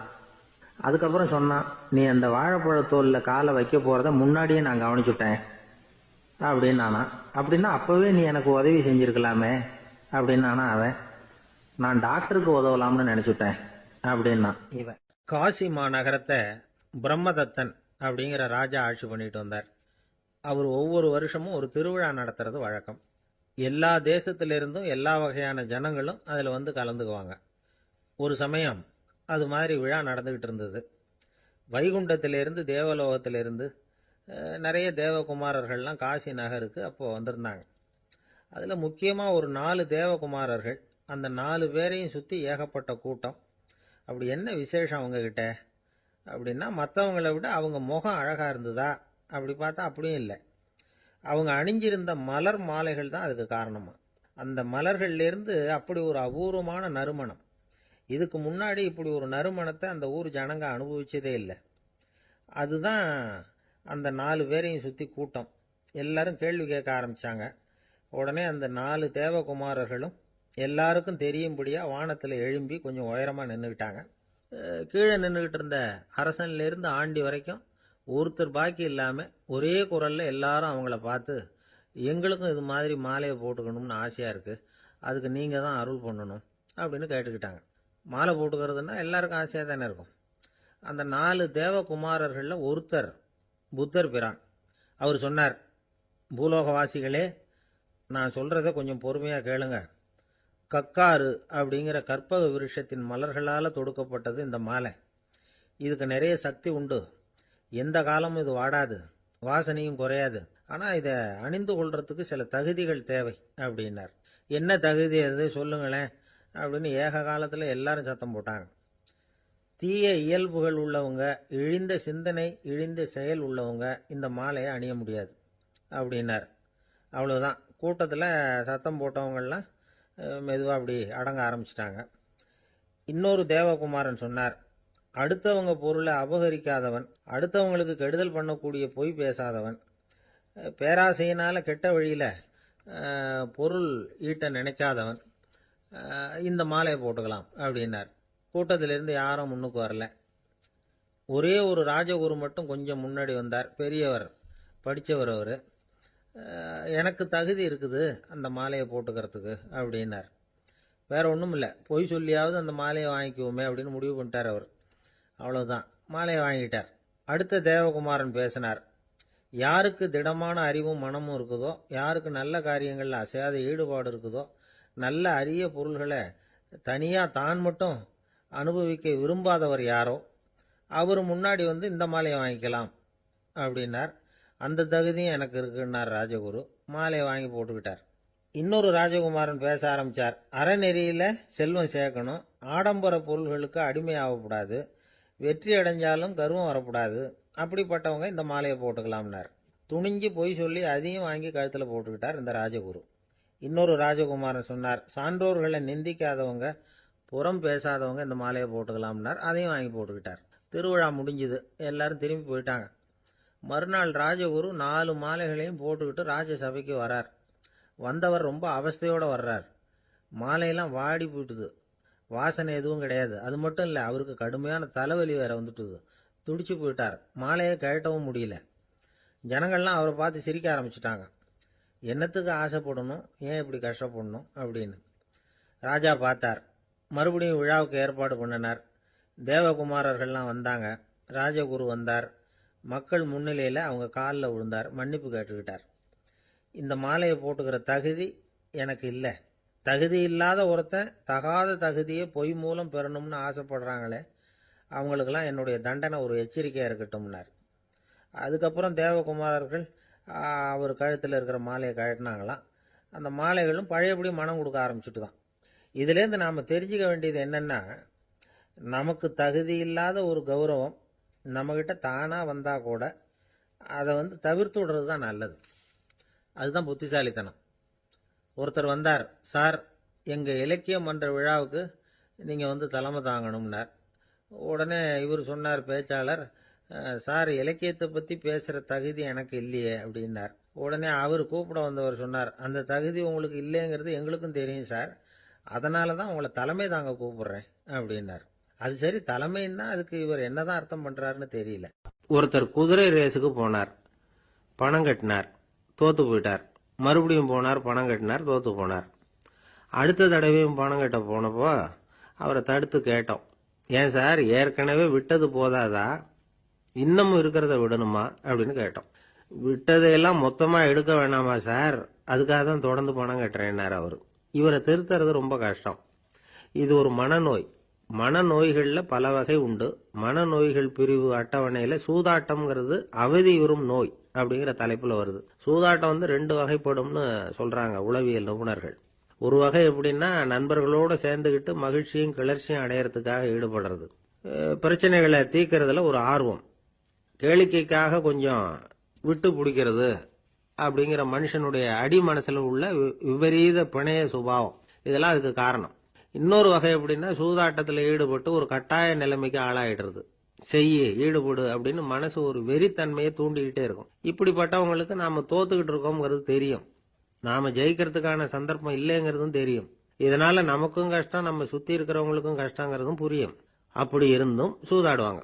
இதுக்கு காரணம் சூதாடியின் பகற்கனவு அப்படிங்கிறாங்க நிபுணர்கள். இந்த நிலைமைக்கு கட்டாய சூதாட்டம் அல்லது நிர்பந்த சூதாட்டம் அப்படின்னு பேர் வச்சிருக்கிறாங்க. இப்படிப்பட்ட ஆசாமி இருக்கிறது பூரா விட்டுருவான், கடன் வாங்குவான், திருடுவான், இருந்தாலும் என்னைக்காவது ஒரு நாள் ஜெயிச்சிருவேன் அப்படின்னு சொல்லிக்கிட்டே இருப்பான். விட்டதை எடுத்துருவேங்கிற ஒரு நம்பிக்கை சுடர் அவனுக்குள்ள எரிஞ்சுக்கிட்டே இருக்கும். இவனை மனநோயாளி அப்படின்னு சொல்லிட முடியாதான். என்ன காரணம்னா, இது மாதிரி ஆளுங்க கிட்ட மன போராட்டமோ கவலையோ பதட்டமோ இருக்கிறது இல்ல. சில விசேஷமான குணங்கள் இவங்க கிட்ட உண்டு. எதிர்ப்பு உணர்ச்சி, சிறுபிள்ளைத்தனம், சட்ட திட்டங்களையும் சம்பிரதாயங்களையும் உட தெரியாத மனப்போக்கு, பொறுப்பில்லாத தன்மை, நெறிதவறி நடக்கிறது எல்லாம் இவங்க கிட்ட உண்டு.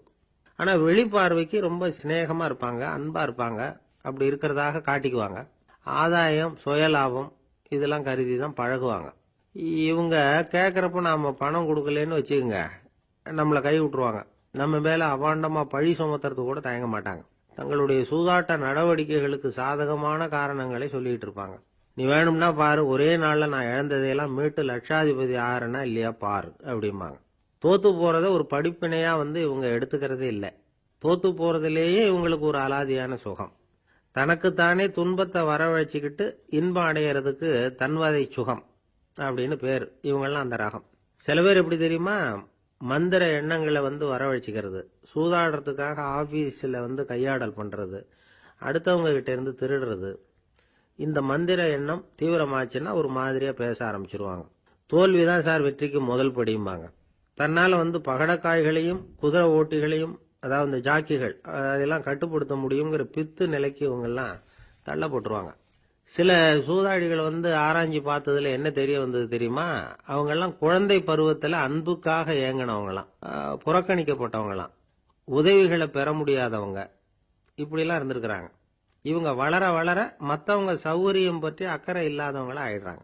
அதிர்ஷ்ட தேவதை தன்னோட இருக்கிறாங்க அப்படிங்கிற அசையாத நம்பிக்கை இவங்களுக்கு. இவங்களை திருத்துறது ரொம்ப கஷ்டம். அதனால பந்தயம், சூதாட்டம் இது மாதிரியான விஷயங்களை விட்டு விலகியே இருக்கிறது தான் நமக்கு நல்லது.